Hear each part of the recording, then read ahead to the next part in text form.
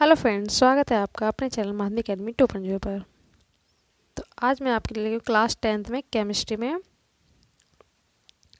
आपको 4 टॉपिक कराने वाली हूँ। इनमें से एक आपको डेफिनेटली यूपी बोर्ड के एग्जाम में मिलेगा। ये 4 कौन कौन से हैं? धामन सोडा, बेकिंग सोडा, बेरंजक चूट और पीओपी, प्लास्टर ऑफ पेरिस। इन चारों में से एक नया क्वेश्चन जरूर पूछा जाता है। पहले फिटकरी था सिलेबस में, अब फिटकरी यानी पोटासियम की जगह अब है आपका पीओपी। और एक और था पहले नौसदर, वो भी इसमें से सिलेबस से हटा दिया गया। तो बचे 4, इन चारों को देख लेते हैं और इनमें से एक जरूर आपके एग्जाम में पूछा जाएगा। तो सबसे पहले देख लेते हैं धावन सोडा। इसे धोने का सोडा भी कहते हैं, यानी वॉशिंग सोडा। इसका रासायनिक नाम पूछा जाता है। अगर 2 नंबर में पूछेगा तो नॉर्मल सा पूछ लेगा कि रासायनिक नाम और अणुसूत्र लिखो। ये तो आपको चारों के आने ही चाहिए। थोड़ा लॉन्ग में 4 नंबर में पूछेगा तो बनाने की विधि, उपयोग और रासायनिक गुण भी पूछ लेगा। भौतिक गुण ये नहीं पूछे जाते हैं, ठीक है। भौतिक गुण बस आप नॉलेज के लिए देख लो, बस एग्जाम में नहीं आते हैं। केवल रासायनिक नाम आता है। देखो, सोडियम कार्बोनेट डेकाहाइड्रेट। अगर आप डेकाहाइड्रेट भूल भी जाओ तो आप नॉर्मल सोडियम कार्बोनेट भी लिख सकते हैं। और टोटली एनसीईआरटी का डाटा है, जो कि बिल्कुल फैक्ट होता है, सही। तो यह फॉर्मूला हो गया, इसका नाम हो गया। अब इसके भौतिक गुण देख लो। ये सफ़ेद रंग का होता है, गंधहीन होता है, ठीक है, पारदर्शी, क्रिस्टलीय, ठोस है। और इसमें जल में 10 अणु, यहाँ पे लिखा ना 10H2O, ये पानी के अणु होते हैं।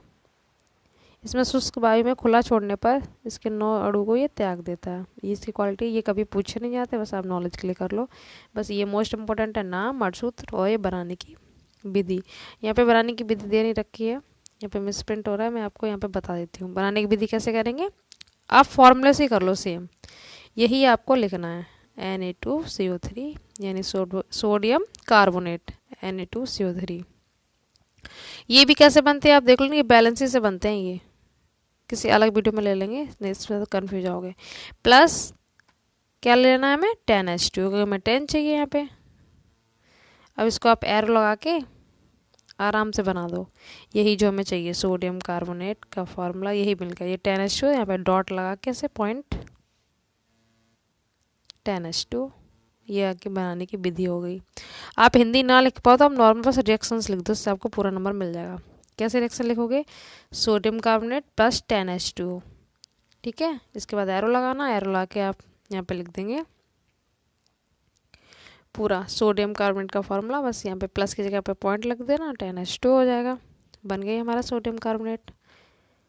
उसके बाद एक रासायनिक गुण पूछा जाता है, तो रासायनिक गुण आप बस रिएक्शंस कर लो कि गर्म करने पर ये किस में परिवर्तित हो जाता है, सोडा ऐश।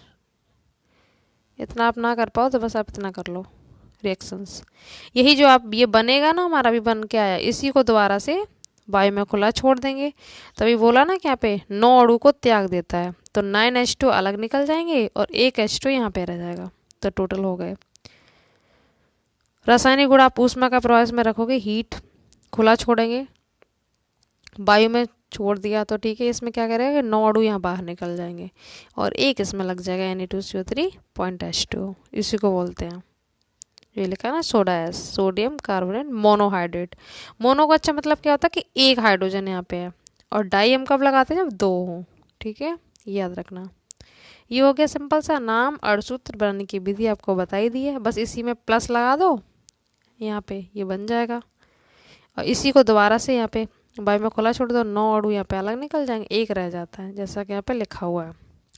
उपयोग आपसे 2 पूछा जाता है। एक तो आप प्रयोगशाला में अपकर्मक के रूप में कर सकते हैं, जो कि सभी में कॉमन है, इसलिए मैं आपको बोल रही हूँ कि आप एक पॉइंट ये याद कर लो, प्रयोगशाला में अपकर्मक के रूप में, ये सभी में काम आएगा। दूसरा, धोने से याद रख लो, कपड़े धोने में, अन्य वस्तु को साफ करने में, साबुन, कपड़ा, पेपर आदि बनाने में, जल की कठोरता को दूर करने पे, जो जल झाग नहीं देते उसमें, आग बुझाने में इम्पोर्टेंट है, ठीक है। आग बुझाने में तभी तो बोलते हैं कि आग बुझाने में कौन सी गैस हेल्प करती है, CO2। इसमें CO2 तो मिला हुआ है ना, तो इसलिए आग बुझाने में भी ये उपयोग होता है। तो एक टॉपिक ये कंप्लीट हो गया। अब फटाफट सेकंड देख लेते हैं, ये 4 है। सेकंड है हमारा ब्रंजक चूर्ण या ब्लीचिंग पाउडर, इसी को ब्लीचिंग पाउडर कहते हैं। ये रंग उड़ा देता है सीधा, इसलिए इसका नाम है ब्रंजक चूर्ण।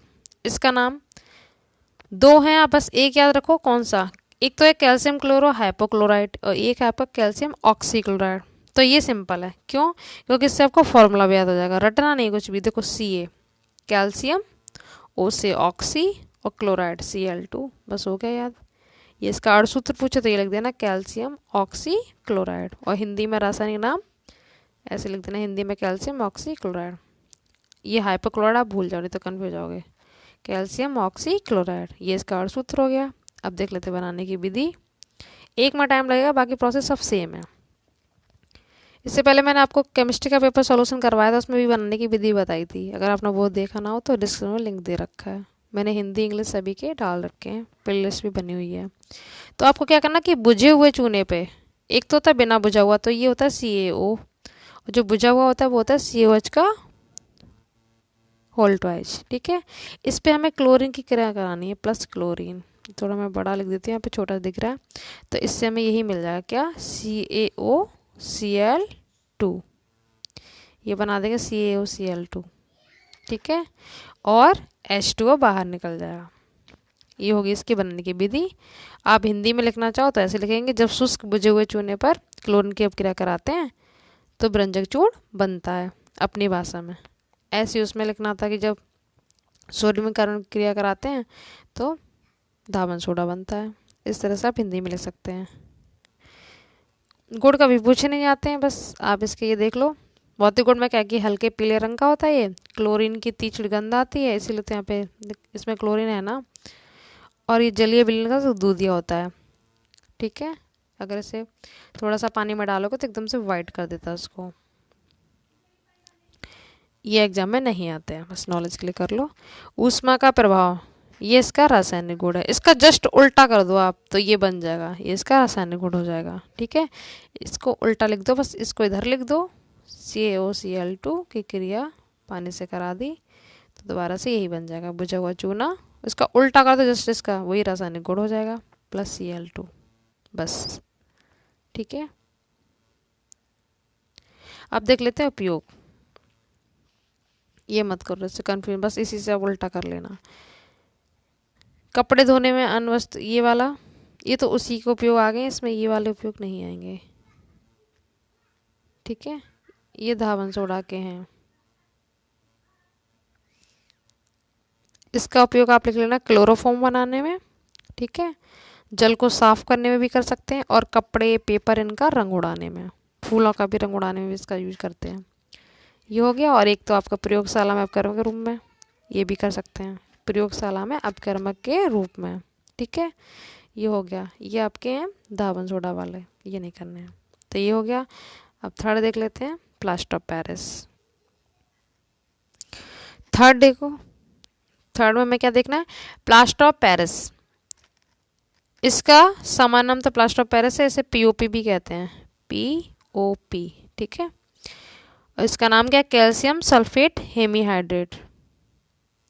आपको फॉर्मूले से याद करना, रटना कुछ भी नहीं है। देखो Ca से कैल्शियम हो गया, कैल्शियम सल्फेट, पॉइंट लगा दो यहाँ पे, और हेमीहाइड्रेट, हेमी मतलब यहाँ पे हाफ कर लो, H2O लिख दो, तो ये हो गया कैल्शियम सल्फेट हेमीहाइड्रेट।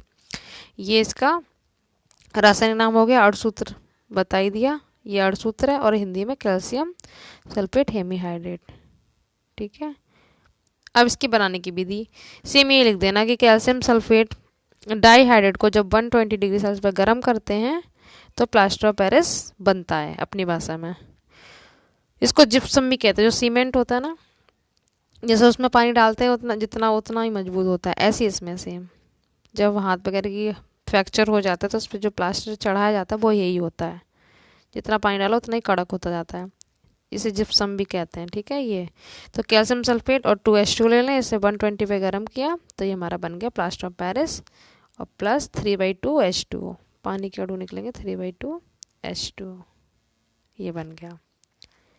अगर रासायनिक गुण पूछे तो इसका जस्ट उल्टा कर दो, जैसे भी मैंने आपको उल्टा करवाया था व्यंजक चूर्ण में, ऐसे ये आप इधर लिख देना और ये इधर आ जाएगा, बस हो गया। ये इसका रासायनिक गुण हो जाएगा, ठीक है।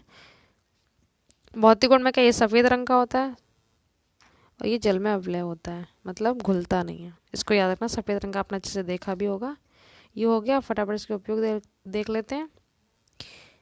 ये रहे उपयोग टूटी हुई हड्डियों को जोड़ने में, जैसे मैंने आपको बताया जो प्लास्टर चढ़ा दिया जाता है ना हाथ या पैर पे, वो। सजावटी सामान, मूर्तियाँ, खिलौने में बनाने में।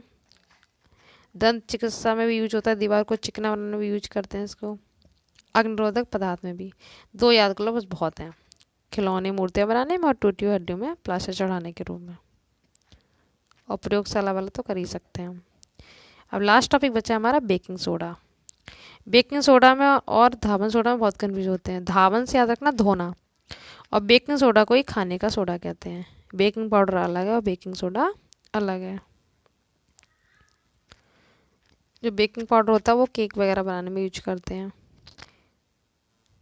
सोडियम बाइकार्बोनेट या सोडियम हाइड्रोजन कार्बोनेट, इसको भी रटना नहीं। देखो Na मतलब सोडियम हो गया, Na सोडियम का सिंबल होता है, हाइड्रोजन, और CO3 मतलब कार्बोनेट होता है, SO4 सल्फेट होता है। तो सोडियम हाइड्रोजन कार्बोनेट, या फिर लिख दो सोडियम बाइकार्बोनेट। आपको जो अच्छा लगे एक याद कर लो, सोडियम बाइकार्बोनेट या सोडियम हाइड्रोजन कार्बोनेट।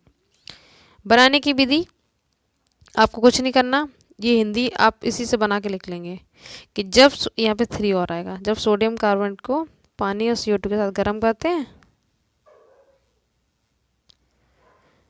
तो आपका क्या बनता है, बेकिंग सोडा। ये हमारा बन गया। और 2 क्यों लगाया, बैलेंस करने के लिए। यहाँ पे 3, ठीक है, क्योंकि यहाँ पे Na2 है ना, तो यहाँ पे 2 लगा देंगे। ये बैलेंस वाला चैप्टर इसी के बाद नेक्स्ट में ले लेंगे कि संतुलित कैसे करते हैं। ये भी आपसे पूछ ले जाते हैं 3-4 नंबर में, संतुलित करना।